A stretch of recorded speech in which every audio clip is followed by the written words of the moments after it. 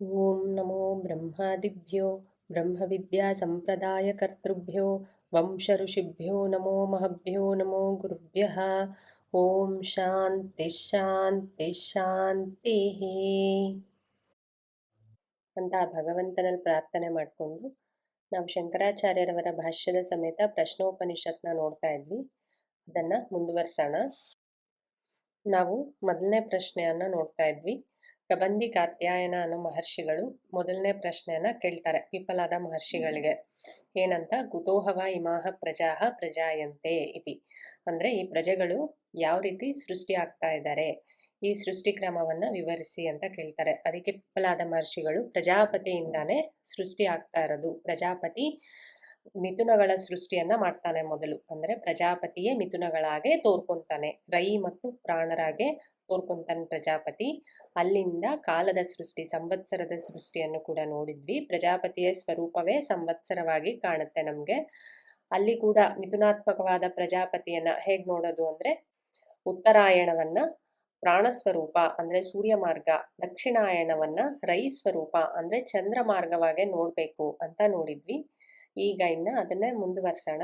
ಕಾಲದ ಸೃಷ್ಟಿಯಲ್ಲೇ ಸಂವತ್ಸರ ಆದ್ಮೇಲೆ ಇನ್ನ ನಾವು ಮಾಸದ ಸೃಷ್ಟಿಯನ್ನ ನೋಡ್ಬೇಕಿತ್ತು. ಮಾಸೋ ವೈ ಪ್ರಜಾಪತಿ ತಸ್ಯ ಕೃಷ್ಣಪಕ್ಷಃ ಏವ ರಹಿಃ ಶುಕ್ಲಃ ಪ್ರಾಣಃ ತಸ್ಮಾತ್ ಏತೆ ಋಷಯಃ ಶುಕ್ಲೇ ಇಷ್ಟಂ ಕುರ್ವಂತಿ ಇತರಃ ಇತರಸ್ಮಿನ್. ಅಂದ್ರೆ ಸಂವತ್ಸರ ರೂಪದಲ್ಲೇ ಪ್ರಜಾಪತಿಯನ್ನ ನೋಡಿದ್ದಾಯ್ತು. ಉತ್ತರಾಯಣ ಮಾರ್ಗದಲ್ಲೇ ಯಾರು ಹೋಗ್ತಾರೆ, ಯಾವ ರೀತಿ ಉಪಾಸನೆ ಮಾಡಿರೋರು ಉತ್ತರಾಯಣ ಮಾರ್ಗದಲ್ಲಿ ಹೋಗ್ತಾರೆ, ಬರೀ ಕರ್ಮವನ್ನೇ ಮಾಡಿರೋರು ದಕ್ಷಿಣಾಯನ ಮಾರ್ಗವಾಗೆ ಬೇರೆ ಲೋಕಗಳಿಗೆ ಹೋಗ್ತಾರೆ ಅನ್ನೋದು ನೋಡಿದ್ವಿ. ಇನ್ನ ಒಂದು ತಿಂಗಳಿನಲ್ಲೇ ಪ್ರಜಾಪತಿಯನ್ನ ನೋಡೋದಾದ್ರೆ, ತಿಂಗಳ ರೂಪದಲ್ಲೇ ಪ್ರಜಾಪತಿಯನ್ನ ಯಾವ ರೀತಿ ನೋಡ್ಬೋದು ಅಂತ ಇಲ್ಲಿ ಹೇಳ್ತಾ ಇದ್ದಾರೆ. ಮಾಸಹ ವೈ ಪ್ರಜಾಪತಿ, ಅಂದ್ರೆ ಒಂದು ತಿಂಗಳೇ ಪ್ರಜಾಪತಿಯ ಸ್ವರೂಪವಾಗಿದೆ. ಇಲ್ಲಿ ಏನಕ್ಕೆ ಇದೆಲ್ಲ ಹೇಳ್ತಾ ಇರೋದು ಅಂದ್ರೆ, ನಮ್ಗೆ ವೇದ ಬುದ್ಧಿ ಹೋಗ್ಲಿ ಅಂತ. ಕಾಲದಲ್ಲಾಗ್ಲಿ ವಿಷಯದಲ್ಲಾಗ್ಲಿ ಬೇರೆ ಬೇರೆ ಭೇದ ಭಾವನೆಯಿಂದ ನೋಡ್ತಾ ಇರ್ತೀವಿ ನಾವು ವ್ಯವಹಾರ ಮಾಡ್ಬೇಕಾದ್ರೆ.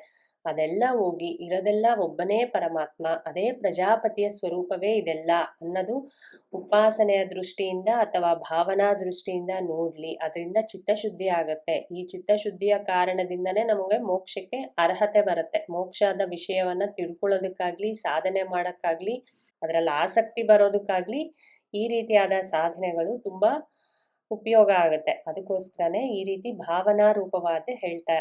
ಭಾವನಾ ರೂಪವಾದ ವಿಷಯನ ಇಲ್ಲಿ ಹೇಳ್ತಾ ಇದ್ದಾರೆ. ಒಂದು ತಿಂಗಳನ್ನ ಪ್ರಜಾಪತಿಯಾಗೆ ನೋಡ್ಬೇಕು. ಈಗ ಪ್ರಜಾಪತಿಯಾಗಿ ನೋಡ್ಬೇಕು ಅಂದ್ರೆ ನಾವು ಮೊದಲಿಂದ ನೋಡ್ಕೊಂಡ್ ಬಂದಿದ್ವಿ. ಪ್ರಜಾಪತಿ ಎರಡು ರೂಪದಲ್ಲಿ ತೋರ್ಕೊಂತಾ ಇದ್ದಾನೆ. ಅಂದ್ರೆ ಅವನು ಮಿಥುನ ರೂಪದಲ್ಲಿ ತೋರ್ಕೊಂತಾ ಇದ್ದಾನೆ, ರೈ ಪ್ರಾಣ. ಇವಾಗ ಒಂದು ತಿಂಗಳನ್ನ ಪ್ರಜಾಪತಿಯಾಗಿ ನೋಡ್ಬೇಕು ಅಂದ್ರೆ ಇಲ್ಲೂ ಕೂಡ ನಾವೆರಡು ರೂಪವಾಗಿ ನೋಡ್ಬೇಕಾಗತ್ತೆ.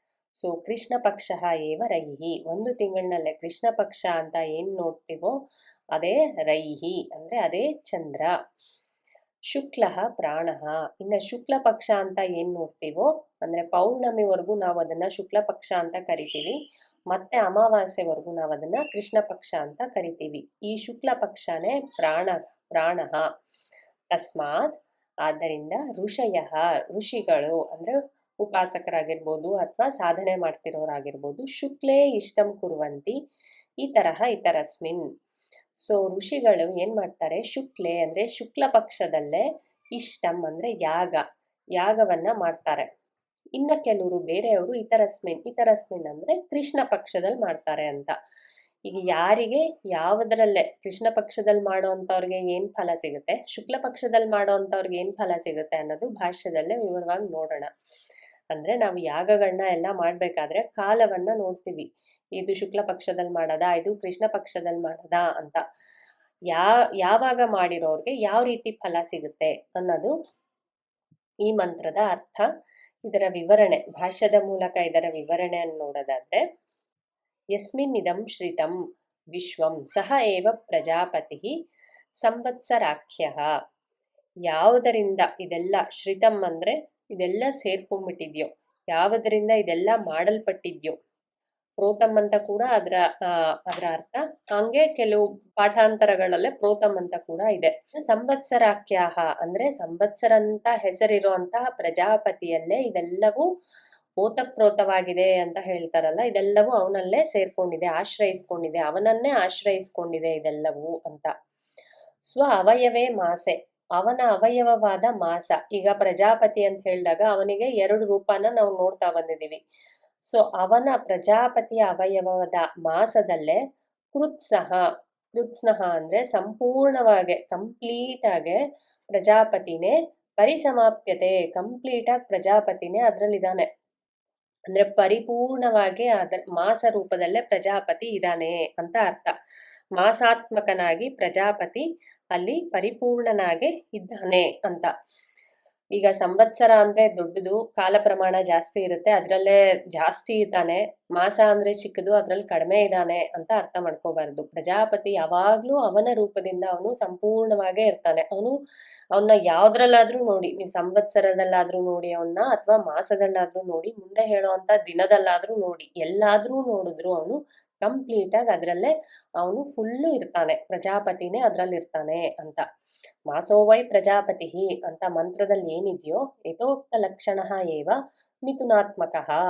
ಆ ಮಂತ್ರದಲ್ಲ ಏನ್ ಹೇಳಿದ್ರು, ಮಾಸವೇ ಪ್ರಜಾಪತಿ ಅಂತ ಏನ್ ಮಂತ್ರ ಬಂದಿದ್ಯೋ ಅದು ಮಿಥುನಾತ್ಮಕವಾಗೇ ಇದೆ. ಯಥೋಕ್ತ ಲಕ್ಷಣಂ ಇದಕ್ ಮುಂಚೆನೆ ಹೇಳಿದೀವಿ. ಅಂದ್ರೆ ಸಂವತ್ಸರದ ವಿವರಣೆ ಮಾಡ್ಬೇಕಾದ್ರೆ ಅದನ್ನ ಹೇಳಿದೀವಿ. ಪ್ರಜಾಪತಿ ಅಂದ ತಕ್ಷಣ ಅವನು ಮಿಥುನ ರೂಪದಲ್ಲೇ ಇದ್ದಾನೆ, ಮಿಥುನ ರೂಪದಲ್ಲೇ ಅವನು ಸೃಷ್ಟಿಯನ್ನ ಮಾಡ್ತಾ ಇದ್ದಾನೆ, ಮಿಥುನ ರೂಪದಲ್ಲೇ ಅವನು ತೋರ್ಕೊಂತಾ ಇದ್ದಾನೆ ಅಂತ. ಅದೇ ರೀತಿ ಮಾಸದಲ್ಲೂ ಕೂಡ ಅವನು ಮಿಥುನಾತ್ಮಕವಾಗೇ ಇದ್ದಾನೆ. ತಸ್ಯ ಮಾಸಾತ್ಮನಃ ಪ್ರಜಾಪತೇಃ ಏಕಃ ಭಾಗಃ ಕೃಷ್ಣಪಕ್ಷಃ ಏವ ರೈಃ ಅನ್ನಂ ಚಂದ್ರಮಾಃ. ಇನ್ನ ಆ ಮಾಸಾತ್ಮಕನಾದ ಪ್ರಜಾಪತಿಯಲ್ಲಿ ಒಂದು ಭಾಗ, ಮಿಥುನ ರೂಪ ಅಂದ್ರೆ 2 ಭಾಗ ಇರ್ಬೇಕಲ್ವಾ, ಅದ್ರಲ್ಲೇ ಒಂದು ಭಾಗ ಪ್ರಜಾಪತಿಯ ಒಂದು ಭಾಗದಲ್ಲೇ ಕೃಷ್ಣ ಪಕ್ಷ, ಒಂದು ಭಾಗ ಯಾವುದು ಅಂದ್ರೆ ಅದು ಕೃಷ್ಣ ಪಕ್ಷ. ಅದಕ್ಕೆ ಕೃಷ್ಣ ಪಕ್ಷಕ್ಕೆ ಕರೆಯುವಂತ ಹೆಸರುಗಳೇನು ಅಂದ್ರೆ, ಆ ಭಾಗಕ್ಕೆ ಕರೆಯುವಂತ ಹೆಸರುಗಳೇನು, ರಯಿ ಅಂತ ಕರೀತಾರೆ. ಅದನ್ನೇ ಅನ್ನಂ ಅಂದ್ರೆ ವಿಷಯ ಸ್ವರೂಪವಾಗಿದೆ, ಅದನ್ನ ಅನುಭವಿಸೋದು ಅಂದ್ರೆ ನೋಡುವಂಥದ್ದು ವಿಷಯವಾಗಿದೆ ಅಂತ. ಚಂದ್ರಮಾಹ ಚಂದ್ರನ ಸ್ವರೂಪವಾಗಿದೆ ಅಂತ ಕೃಷ್ಣ ಪಕ್ಷಕ್ಕೆ ಈ ಹೆಸರುಗಳು ಹೇಳ್ತಾರೆ. ಇದೇ ಪ್ರಜಾಪತಿಯ ಹೆಸರುಗಳು. ಅಂದ್ರೆ ಕೃಷ್ಣ ಪಕ್ಷ ಕೂಡ ಪ್ರಜಾಪತಿಯ ಸ್ವರೂಪನೇ ಅಂತ. ಅಪರಹ ಭಾಗ, ಇನ್ನೊಂದು ಭಾಗ ಯಾವುದು, ಶುಕ್ಲ ಪಕ್ಷ, ಇನ್ನೊಂದು ಭಾಗನ ಶುಕ್ಲ ಪಕ್ಷ ಅಂತ ಕರೀತಾರೆ. ಇನ್ನ ಪ್ರಜಾಪತಿ ರೂಪದಲ್ಲಿದ್ದಾಗ ಪ್ರಜಾಪತಿಯ ಯಾವ ಹೆಸರನ್ನ ಕರಿತೀವಿ ಶುಕ್ಲ ಪಕ್ಷಕ್ಕೆ ಅಂದ್ರೆ, ಪ್ರಾಣ, ಆದಿತ್ಯ, ಅತ್ತ, ಅಗ್ನಿ. ಅವನನ್ನೇ ಪ್ರಾಣ ಅಂತ ಕರಿತೀವಿ, ಅವನನ್ನೇ ಆದಿತ್ಯ ಅಂತ ಕರಿತೀವಿ. ಅತೃ ಸ್ವರೂಪ ಅಂದ್ರೆ ವಿಷಯೀ ಸ್ವರೂಪ, ಅನ್ನವನ್ನ ತಿನ್ನುವಂತವನ ಸ್ವರೂಪ ಅಂದ್ರೆ ವಿಷಯಗಳನ್ನ ನೋಡುವವನ ಸ್ವರೂಪ ಅವನು, ಅಗ್ನಿ ಸ್ವರೂಪ ಅಂತ.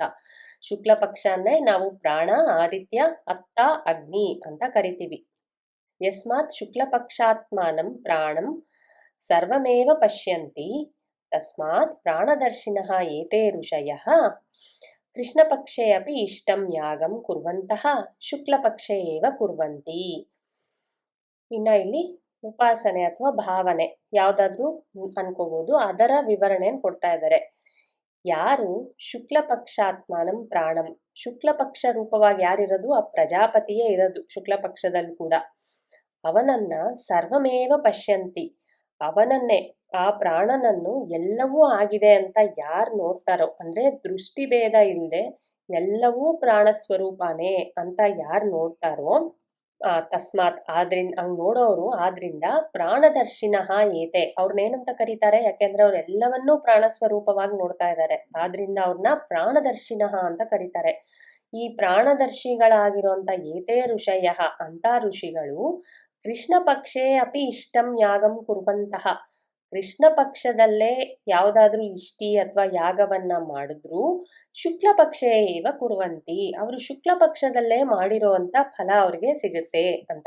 ಶುಕ್ಲ ಪಕ್ಷನನ್ನ ಪ್ರಾಣಾತ್ಮ ಅಂತ ಏನ್ ಕರೀತಾರೋ ಅದೇ ಎಲ್ಲವೂ ಅಂತ ಉಪಾಸನೆ ಮಾಡಿದವರು ಒಂದು ವೇಳೆ ಕೃಷ್ಣ ಪಕ್ಷದಲ್ಲಿ ಏನಾದ್ರೂ ಯಾಗ ಮಾಡಿದ್ರು ಕೂಡ ಅವರಿಗೆ ಶುಕ್ಲ ಪಕ್ಷದಲ್ಲಿ ಮಾಡಿದ್ರೆ ಯಾವ ಫಲ ಸಿಗುತ್ತೋ ಅದೇ ಫಲ ಸಿಗುತ್ತೆ ಅಂತ ಹೇಳ್ತಾ ಇದ್ದಾರೆ. ಅಂದ್ರೆ ಏನಕ್ಕೆ ಅಂದ್ರೆ ಅವ್ರಿಗೆ ಪ್ರಾಣನಿಗಿಂತ ಬೇರೆಯಾಗಿ ಕೃಷ್ಣ ಪಕ್ಷ ಅನ್ನೋದೇ ಕಾಣಿಸ್ತಾ ಇರಲ್ಲ ಅವ್ರಿಗೆ. ಪ್ರತಿಯೊಂದು ಒಂದೇ ಪ್ರಜಾಪತಿಯ ಸ್ವರೂಪದಲ್ಲಿ ನೋಡ್ತಾ ಇದ್ದಾರೆ ಅವರು. ಅಂದ್ರೆ ಅವರು ಭೇದ ಬುದ್ಧಿಯಿಂದ ನೋಡ್ತಾನೆ ಇಲ್ಲ. ಅವ್ರು ಪ್ರತಿಯೊಂದನ್ನು ಒಂದೇ ಆಗಿ ನೋಡ್ತಾ ಇದ್ದಾರೆ.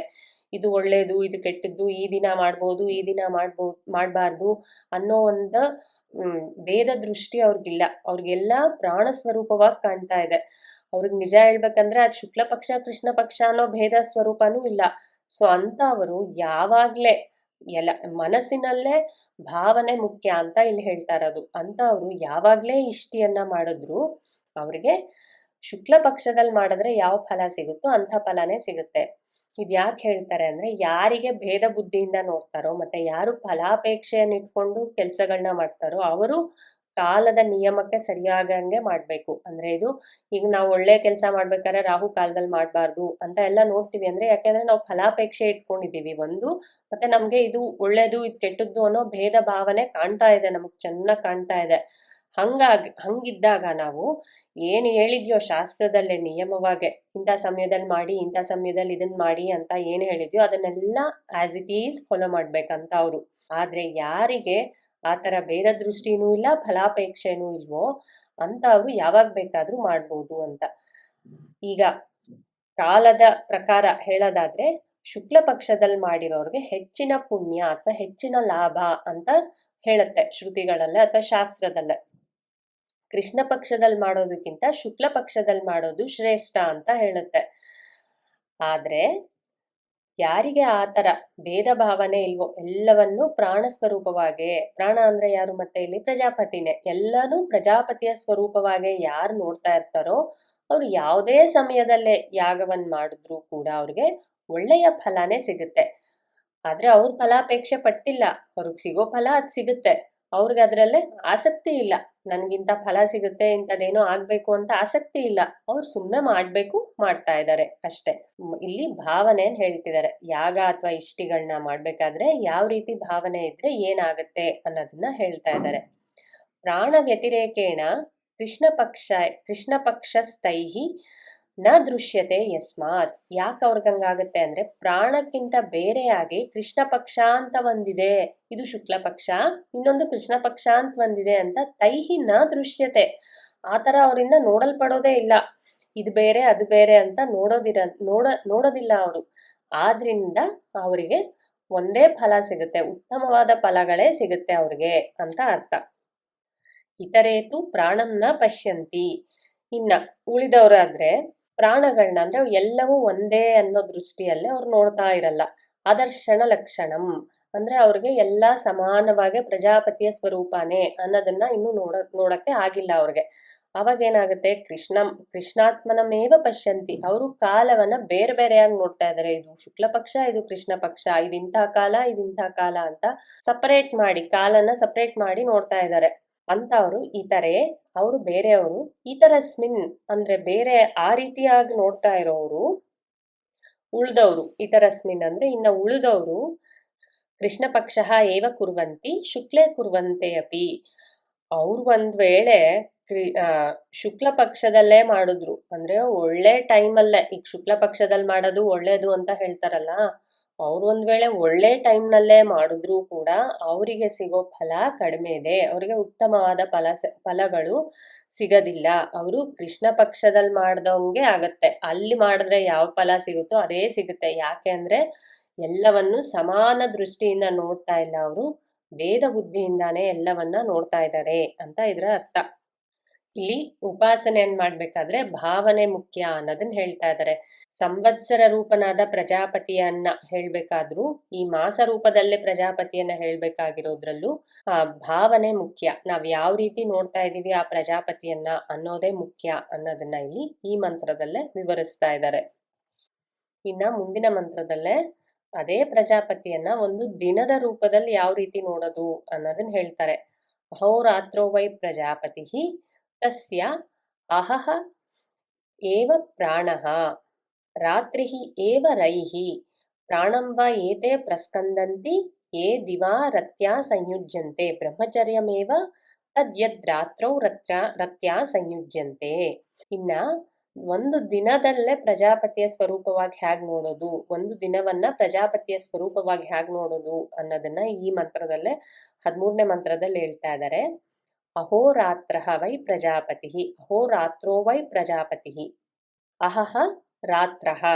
ಅದೇ ಆ ಎರಡು, ಒಂದು ಹಗಲು ಒಂದು ಇರುಳು ಸೇರಿ ಒಂದು ದಿನ ಅಂತ ನಾವು ಕರಿತೀವಲ್ಲ, ಅದೇ ಪ್ರಜಾಪತಿಯು, ಹಗಲು ರಾತ್ರಿಯೇ ಪ್ರಜಾಪತಿ.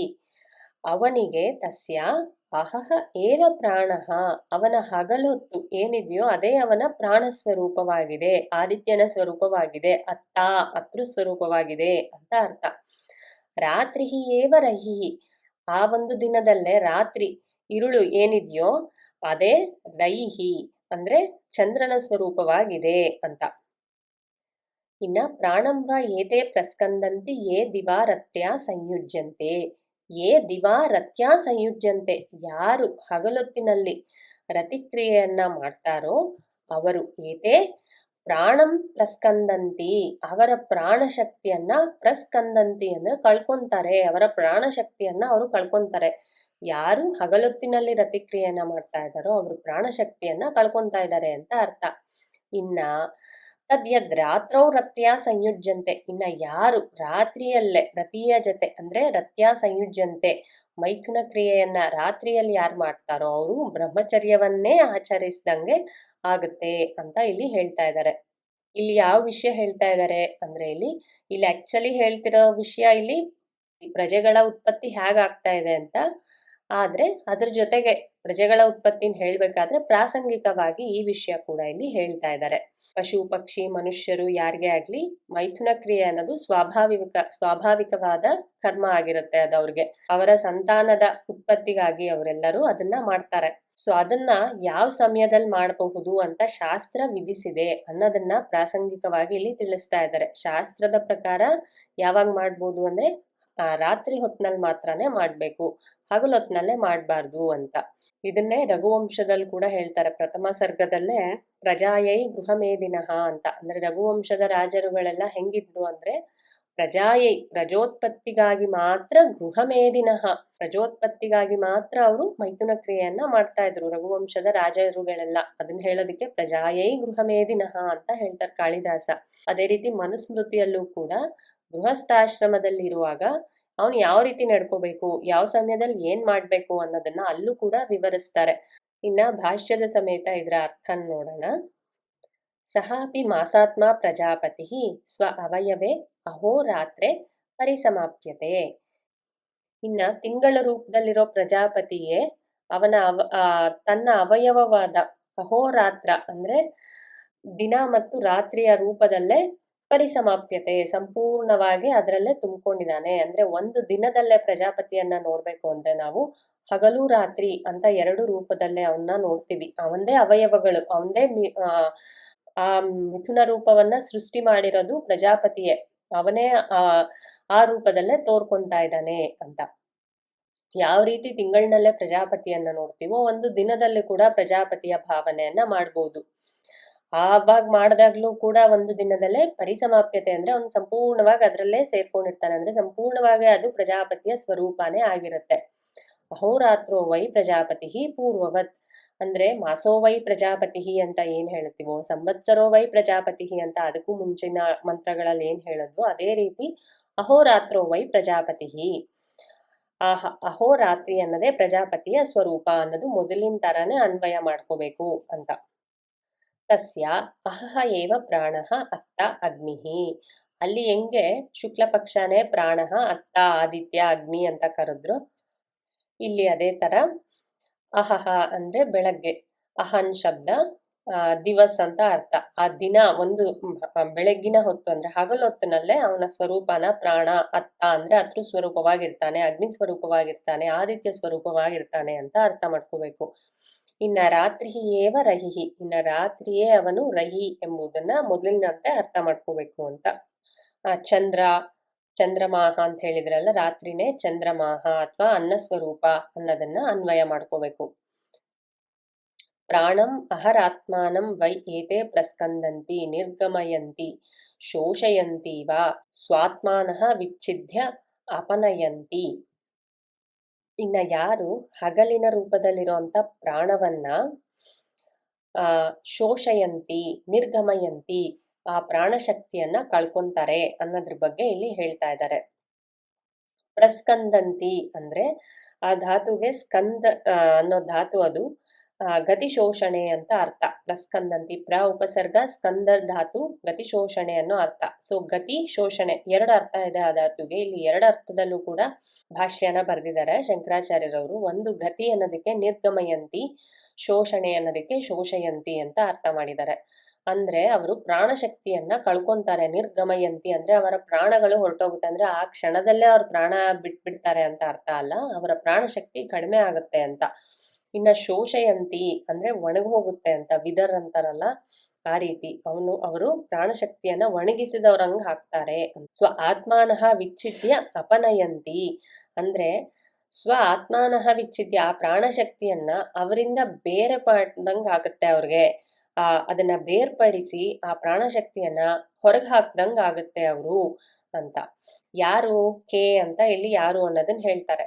ಇಲ್ಲಿ ಯಾರು ಅಂದ್ರೆ ಏ ದಿವ ಅಹನಿ ರತ್ಯ ರತಿಕಾರಣಭೂತಯ ಸಹ ಸ್ತ್ರೀಯ ಸಂಯುಜ್ಯಂತೆ ಮೈಥುನಂ ಆಚರಂತಿ ಮೂಢಾಹ. ಯಾರು ಬೆಳಗ್ಗಿನ ಹೊತ್ತು ಅಂದ್ರೆ ಹಗಲಿನ ಹೊತ್ತಿನಲ್ಲಿ ರತ್ಯ ರತಿಕಾರಣಭೂತ ಆ ಮೈಥುನ ಕ್ರಿಯೆಯನ್ನ ಮಾಡ್ತಾರೋ ಅವರ ಧರ್ಮಪತ್ನಿಯ ಜೊತೆ ಸಂಯುಜ್ಯಂತೆ ಮೈಥುನಂ ಆಚರಂತಿ, ಅವರು ಮೂಢರು. ಅವರು ಹಗಲಿನ ಹೊತ್ತಿನಲ್ಲಿ ಮಾಡಬಾರ್ದು ಅನ್ನೋದು ಶಾಸ್ತ್ರ ನಿಷಿದ್ಧವಾದ ಕರ್ಮ, ಅದನ್ನ ಆ ಸಮಯದಲ್ಲೇ ಮಾಡಬಾರ್ದು ಅಂತ ಹೇಳ್ತಾ ಇದ್ದಾರೆ. ಯಾರು ಆ ಶಾಸ್ತ್ರ ನಿಷಿದ್ಧವಾದ ಕರ್ಮವನ್ನ ಮಾಡ್ತಾರೋ ಅವ್ರಿಗೇನಾಗತ್ತೆ ಅಂದ್ರೆ ಪ್ರಾಣಂ ಅಹಹ ಆತ್ಮಾನಂ ಅಂದ್ರೆ ಅವರ ಪ್ರಾಣ ಸ್ವರೂಪವಾಗಿರೋ ಅವರ ಪ್ರಾಣ ಸ್ವರೂಪವನ್ನೇ ಅವರು ನಿರ್ಗಮಯಂತಿ ಶೋಷಯಂತಿ, ಆತ್ಮನಃ ವಿಚ್ಛಿದ್ಯ ಅಪನಯಂತಿ ಅಂದ್ರೆ ಅವ್ರ ಪ್ರಾಣ ಸ್ವರೂಪವನ್ನ ಕಡಿಮೆ ಮಾಡ್ಕೊಂತಾರೆ, ಪ್ರಾಣಶಕ್ತಿಯನ್ನ ಕಡಿಮೆ ಮಾಡ್ಕೊಂತಾರೆ, ಅವರಿಂದ ಅದನ್ನ ಬೇರ್ಪಡಿಸ್ದಂಗ್ ಆಗುತ್ತೆ ಅಂತ. ಯತಃ ಏವಂ ತಸ್ಮಾತ್ ತತ್ ನ ಕರ್ತವ್ಯಂ ಇತಿ ಪ್ರತಿಷೇಧ ಪ್ರಾಸಂಗಿಕ. ಏನಕ್ಕೆ ಅಂದ್ರೆ ಅದು ಮಾಡಬಾರ್ದು ಅನ್ನೋದು ಪ್ರತಿಷೇಧವಾದ ಕಾರ್ಯ. ಅದು ವಿಧಿ ನಿಷೇಧ ಅಂತಾರಲ್ಲ, ವಿಧಿ ಅಂದ್ರೆ ಏನ್ ಮಾಡ್ಬೇಕು ಅಂತ ಶಾಸ್ತ್ರದಲ್ಲಿ ಹೇಳುತ್ತೆ, ನಿಷೇಧ ಅಂದ್ರೆ ಏನ್ ಮಾಡಬಾರ್ದು ಅಂತ ಶಾಸ್ತ್ರದಲ್ಲಿ ಹೇಳುತ್ತೆ. ಇದು ನಿಷೇಧವಾದಂತಹ ಕಾರ್ಯ, ಅದನ್ನ ಪ್ರಾಸಂಗಿಕವಾಗಿ ಇಲ್ಲಿ ಹೇಳಿರೋದು. ಅಂದ್ರೆ ಈ ವಿಷಯ ಇಲ್ಲಿ ಹೇಳ್ತಾ ಇರೋದ್ರಿಂದ ಸಂತಾನೋತ್ಪತ್ತಿ ವಿಷಯ ಹೇಳ್ತಾ ಇರೋದು ಇಲ್ಲಿ, ಅದನ್ನ ತಿಳಿಸ್ಬೇಕಾದ್ರೆ ಸುಮ್ಮನೆ ಪ್ರಾಸಂಗಿಕವಾಗಿ ಇಲ್ಲಿ ಆ ವಿಧಿ ನಿಷೇಧ ಅಂದ್ರೆ ನಿಷೇಧ ಕ್ರಿಯಾ ಇದು ಅನ್ನೋದನ್ನ ತೋರಿಸ್ತಾ ಇದ್ದಾರೆ ಅಷ್ಟೇ. ಯತ್ ರಾತ್ರೌ ಸಂಯುಜ್ಯಂತೆ ರತ್ಯಾ ಋತೌ ಬ್ರಹ್ಮಚರ್ಯಮೇವ ತತ್ ಇತಿ ಪ್ರಶಸ್ತತ್ವಾತ್ ರಾತ್ರೌ ಭಾರ್ಯಾಗಮನಂ ಕರ್ತವ್ಯಂ ಇತಿ ಅಯಮಪಿ ಪ್ರಾಸಂಗಿಕಃ ವಿಧಿಃ. ಇನ್ನ ರಾತ್ರೌ ಸಂಯುಜ್ಯಂತೆ, ಯಾರು ರಾತ್ರಿಯಲ್ಲಿ ರತ್ಯ ಆಮೇಲೆ ರಾತ್ರಿಯಲ್ಲಿ ಮೈಥುನ ಕ್ರಿಯೆಯನ್ನು ಮಾಡ್ತಾರೋ, ಮತ್ತೆ ಋತುಕಾಲದಲ್ಲೇ, ಋತುಕಾಲ ಅಂದ್ರೆ ಸ್ತ್ರೀಯರಲ್ಲಿರುವಂತ ಓವುಲೇಷನ್ ಟೈಮ್ ಅಂತಾರಲ್ಲ, ಯಾವಾಗ ಸ್ತ್ರೀಗೆ ಗರ್ಭ ಧರಿಸೋ ಶಕ್ತಿ ಇರುತ್ತೋ ಆವಾಗ ಮಾತ್ರ ಅದನ್ನ ಋತುಕಾಲ ಅಂತಾರೆ. ಆ ಸಮಯದಲ್ಲಿ ಮಾತ್ರ ಮತ್ತು ರಾತ್ರಿಯಲ್ಲಿ ಮಾತ್ರ ಯಾರು ಮಾಡ್ತಾರೋ ಅವರು ಬ್ರಹ್ಮಚರ್ಯವನ್ನೇ ಪಾಲಿಸ್ದಂಗ ಆಗುತ್ತೆ. ಅವರು ಮೈಥುನ ಕ್ರಿಯೆ ರತಿಕ್ರಿಯೆಯನ್ನ ಮಾಡಿದ್ರು ಕೂಡ ಅವರು ಅದನ್ನ ಬ್ರಹ್ಮಚರ್ಯ ಮಾಡದಂಗೆ ಅವರು ಅಂತ ಇದರ ಅರ್ಥ. ಅಂದ್ರೆ ಅದನ್ನ ಆ ಸಮಯದಲ್ಲಿ ಮಾತ್ರನೇ ಮಾಡ್ಬೇಕು ಅಂತ. ಇತಿ ಪ್ರಶಸ್ತತ್ವಾದ್, ಅದು ಹೊಗಳಿದೆ, ಆ ಸಮಯದಲ್ಲಿ ಮಾತ್ರನೇ ಮಾಡ್ಬೇಕು ಅಂತ ಹೊಗಳಿರೋದು. ರಾತ್ರೌ ಭಾರ್ಯಾಗಮನಂ ಕರ್ತವ್ಯಂ, ರಾತ್ರಿಯಲ್ಲಿ ಮಾತ್ರ ಮಾಡ್ಬೇಕು ಅಂತ ಹೇಳೋದಕ್ಕೋಸ್ಕರ. ಇದು ಅಯಮಪಿ ಪ್ರಾಸಂಗಿಕ ವಿಧಿ, ಇದು ಕೂಡ ಪ್ರಾಸಂಗಿಕವಾದ ವಿಧಿ. ಇಲ್ಲಿ ವಿಧಿ ಯಾವ ಸಮಯದಲ್ಲಿ ಮಾಡ್ಬೇಕು ಅಂತ ಹೇಳ್ತಿರೋದ್ರಿಂದ ಇದು ವಿಧಿ ಆಗತ್ತೆ. ಇದು ಯಾವ ಸಮಯದಲ್ಲಿ ಮಾಡಬಾರ್ದು ಅಂತ ಹೇಳ್ತಿರೋದ್ರಿಂದ ಮೊದಲನೇದು ಪ್ರತಿಷೇಧ ವಾಕ್ಯ ಆಗತ್ತೆ.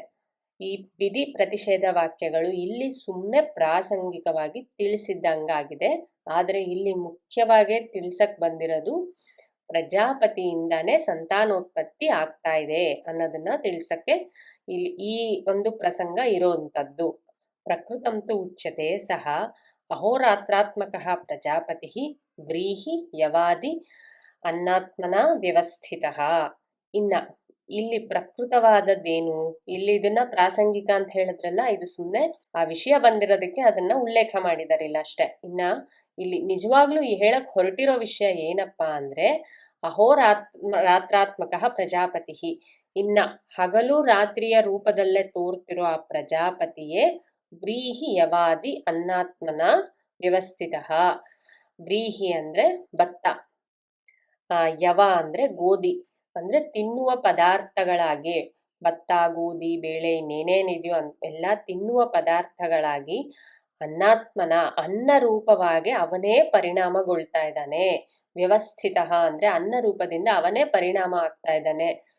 ಇನ್ನೊಂದು, ಪ್ರಜಾಪತಿಯೇ ಸೂರ್ಯಚಂದ್ರರ ರೂಪದಲ್ಲೇ ಇದ್ದಾನೆ ಅಂತ ಹೇಳಿದಾಗ ಸೂರ್ಯಚಂದ್ರರಿಂದಲೇ ನಮ್ಗೆ ಆಹಾರ ಸಿಗ್ತಾ ಇರೋದು, ಇದೆಲ್ಲರಿಗೂ ಗೊತ್ತಿರೋ ವಿಷಯ. ಗಿಡಗಳು ಆಹಾರನ ಕೊಡ್ಬೇಕು ಅಂದ್ರೆ ಅದಕ್ಕೆ ಸೂರ್ಯಶಕ್ತಿ ಚಂದ್ರಶಕ್ತಿ ಎರಡೂ ಬೇಕು. ಭತ್ತದೊಳಗೆ ಅಕ್ಕಿ ಚೆನ್ನಾಗಿ ಇರ್ಬೇಕು ಅಂದ್ರೆ, ಆ ಭತ್ತನ ಬಿಡಿಸಿದಾಗ ಅದ್ರೊಳಗೆ ಅಕ್ಕಿ ಚೆನ್ನಾಗಿ ಬಂದಿರ್ಬೇಕು ಅಂದ್ರೆ ಚಂದ್ರಶಕ್ತಿ ಇರ್ಬೇಕಂದ್ರೆ ಬೆಳದಿಂಗಳು ಅದಕ್ಕೆ ಚೆನ್ನಾಗಿರ್ಬೇಕು. ಯಾವಾಗ ಅದಿಲ್ವೋ ಅವಾಗ ಅದ್ರಲ್ಲಿ ಅಕ್ಕಿ ಬಂದೇ ಇರೋದಿಲ್ಲ. ಹಾಗಾಗಿ ಸೂರ್ಯನಿಂದ ಮತ್ತೆ ಚಂದ್ರನಿಂದಾನೇ ಈ ಪ್ರಪಂಚದ ಅನ್ನ ಸೃಷ್ಟಿ ಆಗ್ತಾ ಇರೋದು. ಆ ಸೂರ್ಯಚಂದ್ರ ಯಾರು? ಪ್ರಜಾಪತಿಯೇ. ಆ ಸೂರ್ಯಚಂದ್ರರನ್ನ ಸೃಷ್ಟಿ ಮಾಡಿರೋದು ಯಾರು? ಪ್ರಜಾಪತಿಯೇ. ಹಂಗಾಗಿ ಆ ಸೂರ್ಯಚಂದ್ರರಿಂದ ನಮ್ಗೆ ಅನ್ನ ಸಿಗ್ತಾ ಇದೆ ಅಂದ್ರೆ ಪ್ರಜಾಪತಿಯೇ ಅನ್ನನ ಸೃಷ್ಟಿ ಮಾಡಿದಾನೆ ಅಂತ ಅರ್ಥ. ಏವಂ ಕ್ರಮೇಣ ಪರಿಣಮ್ಯ, ಈ ರೀತಿ ಕ್ರಮವಾಗಿ ಪ್ರಜಾಪತಿ ಪರಿಣಾಮಿಸ್ತಾನೆ. ಯಾವ ಕ್ರಮವಾಗಿ? ಮೊದಲು ಅವನು ರಯಿ ಪ್ರಾಣನಾಗ್ತಾನೆ. ಆ ರಯಿ ಪ್ರಾಣರು ಯಾರ್ಯಾರು ಅನ್ನೋದನ್ನ ವರ್ಣಿಸಿದ್ರು. ರಯಿ ಅಂದ್ರೆ ಚಂದ್ರ, ಅನ್ನ ಸ್ವರೂಪ ಅವನು ಅನ್ನೋದೆಲ್ಲ ವರ್ಣಿಸಿದ್ಮೇಲೆ ಅದೇ ಪ್ರಾಣ ಸ್ವರೂಪವಾಗಿ ಕೂಡ ಪ್ರಜಾಪತಿ ತೋರ್ಕೊಂತಾನೆ. ಅವನು ಆದಿತ್ಯ ಅತೃ ಸ್ವರೂಪವಾಗಿದ್ದಾನೆ ಅಂತ. ಅದಾದ್ಮೇಲೆ ಕಾಲ ಸಂವತ್ಸರ ರೂಪವಾಗಿ ಪರಿಣಾಮ ಆಗ್ತಾರೆ ರೈ ಪ್ರಾಣಗಳೇ, ಅಂದ್ರೆ ಉತ್ತರಾಯಣ ದಕ್ಷಿಣಾಯನ. ಅದನ್ನ ಹೇಳ್ಬೇಕಾದ್ರೆ ಮತ್ತೆ ಪ್ರಾಸಂಗಿಕವಾಗಿ ಯಾವ ಕರ್ಮ ಮಾಡಿದವ್ರಿಗೆ ದಕ್ಷಿಣಾಯನ ಮಾರ್ಗದಲ್ಲಿ ಹೋಗ್ತಾರೆ, ಯಾವ ಉಪಾಸನೆ ಮಾಡಿದವರು ಉತ್ತರಾಯಣ ಮಾರ್ಗದಲ್ಲಿ ಹೋಗ್ತಾರೆ ಅನ್ನೋದನ್ನು ಹೇಳಿದ್ದಾಯ್ತು. ಆಮೇಲೆ ಹಂಗೆ ಕಾಲ ಸ್ವರೂಪದಲ್ಲೇ ಮಾಸ ರೂಪವಾಗಿ ಪರಿಣಾಮಗೊಳ್ತಾರೆ. ಒಂದು ಶುಕ್ಲ ಪಕ್ಷ, ಒಂದು ಕೃಷ್ಣ ಪಕ್ಷ ಅಂತ. ಅದೇ ರೀತಿ ಒಂದು ಅಹಹ, ಇನ್ನೊಂದು ರಾತ್ರಿ, ಅಂದ್ರೆ ಒಂದು ಹಗಲು ಒಂದು ರಾತ್ರಿ. ಹಗಲು ರಾತ್ರಿಯ ಸ್ವರೂಪದಲ್ಲಿ ಕೂಡ ಆ ಪ್ರಜಾಪತಿ ತೋರ್ಕೊಂತಾ ಇದ್ದಾನೆ. ಇನ್ನ ಅದೇ ಪ್ರಜಾಪತಿಯೇ ಅನ್ನವಾಗಿ ಕೂಡ ತೋರ್ಕೊಂತಾ ಇದ್ದಾನೆ ಅಂತ ಕ್ರಮವಾಗಿ ಅವನ ಪರಿಣಾಮನ ಹೇಳಿದ್ರು. ಪ್ರಜಾಪತಿಯ ಒಂದು ಚೇಂಜಸ್ ಅಂತಾರಲ್ಲ, ಯಾವ ರೀತಿ ತೋರ್ತಾ ಇದ್ದಾನೆ ಪ್ರಜಾಪತಿ ಅನ್ನೋದನ್ನ ತಿಳಿಸಿದ್ರು.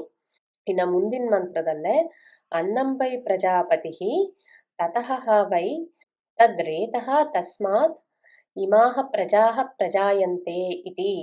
ಇನ್ನ ಆ ಪ್ರಜಾಪತಿಯೇ ಅನ್ನವಾಗಿ ಪರಿಣಾಮ ಆಗಿರೋ ಪ್ರಜಾಪತಿಯಿಂದಾನೆ ಇಮಾಹ ಪ್ರಜಾಹ ಪ್ರಜಾಯಂತೆ, ಈ ಪ್ರಜೆಗಳೆಲ್ಲ ಹುಟ್ಟುತ್ತಾ ಇದ್ದಾರೆ ಅನ್ನೋದನ್ನ ಈ ಮಂತ್ರದಲ್ಲೇ ತೋರಿಸ್ತಾ ಇದ್ದಾರೆ. ಅಂದ್ರೆ ಅನ್ನಂ ವೈ ಪ್ರಜಾಪತಿ, ಅನ್ನವಾಗಿರುವಂತ ಆ ಪ್ರಜಾಪತಿ, ಆ ಅನ್ನದಿಂದಲೇ ರೇತಸ್ಸಿನ ಉತ್ಪತ್ತಿ ಆಗ್ತಾ ಇರೋದು. ಆ ಅನ್ನವನ್ನ ಸೇವಿಸೋದ್ರಿಂದಲೇ ಮನುಷ್ಯರಲ್ಲೇ ರೇತಸ್ಸಿನ ಶಕ್ತಿ ಬರ್ತಾ ಇರೋದು, ರೇತಸ್ಸಿನ ಉತ್ಪತ್ತಿ ಆಗ್ತಾ ಇರೋದು. ತಸ್ಮಾತ್, ಅದರಿಂದಾನೇ ಈ ಪ್ರಜೆಗಳು ಪ್ರಜಾಹ, ಈ ಪ್ರಜೆಗಳ ಒಂದು ಪ್ರಜಾಯಂತೆ ಅಂದ್ರೆ ಈ ಪ್ರಜೆಗಳ ಒಂದು ಸೃಷ್ಟಿ ಆಗ್ತಾ ಇರೋದು ಆ ರೇತಸ್ಸಿಂದಾನೆ ಅಂತ ಇದರ ಅರ್ಥ. ಇನ್ನ ಭಾಷ್ಯದ ಸಮೇತ ನೋಡೋಣ.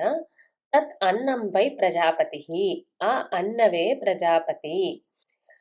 ಕಥಂ, ಹೇಗೆ ಅಂದ್ರೆ ತತಃ ತಸ್ಮಾತ್ ಹ ವೈ ರೇತಃ ನೃಬೀಜಂ ತತ್ ಪ್ರಜಾ ಕಾರಣಂ, ಆ ಅನ್ನವನ್ನ ಸೇವಿಸೋದ್ರಿಂದಲೇ ರೇತಃ ಅಂದ್ರೆ ನೃಬೀಜಂ, ಮನುಷ್ಯರಲ್ಲೇ ಸಂತಾನೋತ್ಪತ್ತಿಗೆ ಬೇಕಾಗಿರೋ ಶಕ್ತಿ ಬರೋದು, ಪ್ರಜಾ ಕಾರಣಕ್ಕೆ ಬೇಕಾಗಿರುವಂತ ಶಕ್ತಿ ಬರೋದು ಆ ಅನ್ನದಿಂದಲೇ. ಅದಕ್ಕೆ ಅನ್ನನ ಪ್ರಜಾಪತಿ ಅಂತ ಇರೋದು. ಹಂಗಾಗಿ ಪ್ರಜಾಪತಿಯಿಂದಲೇ ಆ ಶಕ್ತಿ ಬಂದಿರೋದು ಅಂತ ಅರ್ಥ ಮಾಡ್ಕೋಬೇಕು. ತಸ್ಮಾತ್ ಯೋಷಿತಿ ಸಿಕ್ತಾತ್ ಇಮಾಹ ಮನುಷ್ಯಾದಿ ಲಕ್ಷಣಾಹ ಪ್ರಜಾಹ ಪ್ರಜಾಯಂತೆ. ಇನ್ನ ಆ ರೇತಸ್ಸು ಸ್ತ್ರೀಯ ಯೋನಿ ಒಳಗೆ ಸಿಕ್ತಾತ್ ಅಂದ್ರೆ ಸ್ತ್ರೀಯರ ಯೋನಿ ಒಳಗೆ ಪ್ರವೇಶಿಸಿದಾಗ ಆ ರೇತಸ್ಸು ಇಮಾಹ ಮನುಷ್ಯಾದಿ ಲಕ್ಷಣಾಹ, ಈ ರೀತಿ ಮನುಷ್ಯಾದಿ ಲಕ್ಷಣಗಳಿರುವಂತ ಪ್ರಜಾಹ ಪ್ರಜಾಯಂತೆ, ಪ್ರಜೆಗಳ ಒಂದು ಸೃಷ್ಟಿ ಆಗತ್ತೆ ಅಂತ. ಯತ್ ಪೃಷ್ಟಂ, ಮೊದಲು ಏನ್ ಕೇಳಿದ್ರು? ಕುತೋಹ ವೈ ಪ್ರಜಾಹ ಪ್ರಜಾಯಂತೆ ಇತಿ. ಮೊದಲು ಕಬಂದಿಕಾತ್ಯಾಯನ ಮಹರ್ಷಿಗಳೇನ್ ಕೇಳಿದ್ರು? ಈ ಪ್ರಜೆಗಳ ಸೃಷ್ಟಿ ಹೇಗಾಗ್ತಾ ಇದೆ ಅಂತ ಕೇಳಿದ್ರು. ಅದಕ್ಕೆ ಅವರು ಪ್ರಜಾಪತಿಯಿಂದಾನೇ ಆಗುತ್ತೆ ಅಂತ ಹೇಳ್ಕೊಂಡು ಬಂದಿದ್ರಲ್ಲ, ಅದನ್ನೇ ಇಲ್ಲಿ ಹೇಳ್ತಾ ಇದ್ದಾರೆ. ತದೇವ ಅಂದ್ರೆ ಆ ಪ್ರಜಾಪತಿಯೇ ಚಂದ್ರಾದಿತ್ಯ ಮಿಥುನಾದಿ ಕ್ರಮೇಣ, ಚಂದ್ರ ಆದಿತ್ಯ ಅನ್ನೋ ಮಿಥುನಗಳ ಸೃಷ್ಟಿಯನ್ನು ಮಾಡ್ತಾನೆ ಮೊದಲು. ಕ್ರಮವಾಗಿ ಅಹೋರಾತ್ರಾಂತೇನ, ಕ್ರಮವಾಗಿ ಸಂವತ್ಸರ ರೂಪದಲ್ಲೇ ಪರಿಣಾಮ ಆಗ್ತಾನೆ, ಮಾಸ ರೂಪದಲ್ಲೇ ಪರಿಣಾಮ ಆಗ್ತಾನೆ. ಆಮೇಲೆ ಅಹೋರಾತ್ರಾಂತೇನ, ಹಗಲು ರಾತ್ರಿಯ ರೂಪದಲ್ಲೇ ಆ ಪ್ರಜಾಪತಿಯೇ ತೋರ್ಕೊಂತಾನೆ. ಅದಾದ್ಮೇಲೆ ಏನಾಗುತ್ತೆ, ಹಗಲು ರಾತ್ರಿ ರೂಪದಲ್ಲಿ ತೋರ್ಕೊಂಡಾಗ ಆ ಹಗಲು ರಾತ್ರಿಯಿಂದ ಏನಾಗುತ್ತೆ, ಸೂರ್ಯ ಚಂದ್ರರಿಂದ ಅನ್ನದ ಉತ್ಪತ್ತಿ ಆಗುತ್ತೆ. ವ್ರೀಹಿ, ಯವಾದ್ ಮುಂತಾದ ತಿನ್ನೋ ಪದಾರ್ಥಗಳ ಉತ್ಪತ್ತಿ ಆಗುತ್ತೆ. ಅನ್ನರೇತೋದ್ವಾರೇಣ, ಅನ್ನದಿಂದ ರೇತಸ್ಸಿನ ಉತ್ಪತ್ತಿ ಆಗುತ್ತೆ. ಅನ್ನವನ್ನ ಸೇವಿಸೋದ್ರಿಂದ ಪುರುಷರಲ್ಲಿ ಸಂತಾನೋತ್ಪತ್ತಿಯ ಶಕ್ತಿ ಬರುತ್ತೆ. ಅದರಿಂದ ಆ ರೇತಸ್ಸಿಂದ ಈ ಪ್ರಜಾಹ ಪ್ರಜಾಯಂತೆ ಇತಿ ನಿರ್ಣೀತಂ, ಈ ಪ್ರಜೆಗಳ ಒಂದು ಸೃಷ್ಟಿಕ್ರಮ ಆಗ್ತಾ ಇದೆ ಅನ್ನೋದನ್ನ ನಿರ್ಣಯ ಮಾಡಿ ಹೇಳ್ದಂಗಾಯ್ತು ಅಂತ ಇಲ್ಲಿ ಹೇಳ್ತಾ ಇದ್ದಾರೆ. ಇಲ್ಲೇನ್ ಹೇಳಿದ್ರು ಅಂದ್ರೆ ಪ್ರಜಾಪತಿಯಿಂದಾನೇ ಇನ್ನ ಈ ಪ್ರಜೆಗಳ ಸೃಷ್ಟಿ ಆಗ್ತಾ ಇದೆ ಅಂತ ಹೇಳಿದ್ರು. ಇದೆಲ್ಲ ಪ್ರಜಾಪತಿಯಿಂದಾನೇ ಆಗ್ತಾ ಇದೆ ಅನ್ನೋದನ್ನ ಹೇಳ್ಬೇಕಾದ್ರೆ ಪ್ರಾಸಂಗಿಕವಾಗಿ ಏನ್ ಹೇಳಿದ್ರು, ಈ ವಿಧಿ ನಿಷೇಧಗಳನ್ನ ಅನುಸರಿಸೋರ್ಗೆ ಫಲಾನೂ ಉಂಟು ಅಂತ ಹೇಳಿದ್ರು. ಅಂದ್ರೆ ಶಾಸ್ತ್ರದಲ್ಲೇ ಬರೀ ಕಾಮಭೋಗಕ್ಕಾಗಿ ವಿವಾಹ ಅಲ್ಲ, ಶಾಸ್ತ್ರೋಕ್ತ ನಿಯಮದಿಂದ ವಿವಾಹ ಆಗಿ ಶಾಸ್ತ್ರೋಕ್ತ ರೀತಿಯಲ್ಲೇ ಸಂತಾನ ಕ್ರಮವನ್ನು, ಸಂತಾನೋತ್ಪತ್ತಿಯನ್ನು ಕೂಡ ಮಾಡಬೇಕು. ಆವಾಗಲೇ ಆರೋಗ್ಯ, ತೇಜಸ್ಸು ಎಲ್ಲ ವೃದ್ಧಿ ಆಗತ್ತೆ. ಇಲ್ಲಾಂದ್ರೆ ಏನಾಗುತ್ತೆ, ಅವರ ಪ್ರಾಣ ಶಕ್ತಿಯನ್ನ ಅವರು ಕಳ್ಕೊಂತಾರೆ ಅನ್ನೋದನ್ನ ಕೂಡ ಇಲ್ಲಿ ವಿವರಿಸಿ ಹೇಳಿದ್ರು. ಇನ್ನ ಮುಂದಿನ ಮಂತ್ರದಲ್ಲೇ ಇದರ ಒಂದು ಫಲ, ಈ ಪ್ರಜಾಪತಿಯ ಉಪಾಸನೆ ಅಥವಾ ಭಾವನೆ ಮಾಡೋದ್ರಿಂದ ನಮ್ಗಾಗುವಂತ ಫಲ ಏನು ಅಂತ ಹೇಳ್ತಾರೆ. ಅಲ್ಲಿಗೆ ಮೊದಲನೇ ಪ್ರಶ್ನೆ ಮುಗಿಯುತ್ತೆ. ಅದನ್ನ ಮುಂದಿನ ಸರ್ತಿ ಸೇರಿದಾಗ ನೋಡೋಣ.